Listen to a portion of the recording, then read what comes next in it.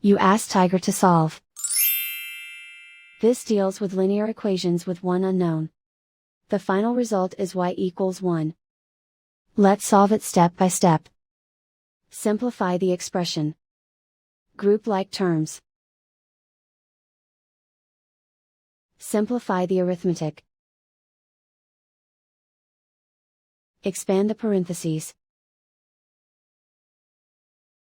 Simplify the arithmetic.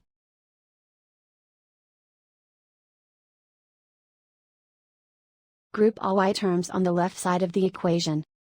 Add 3y to both sides.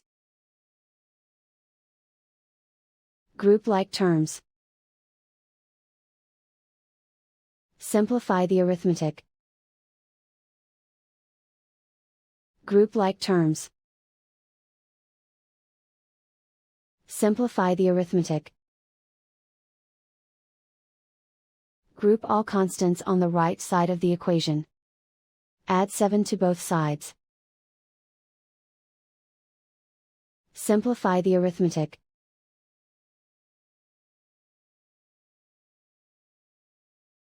Isolate the y. Divide both sides by 9. Simplify the fraction.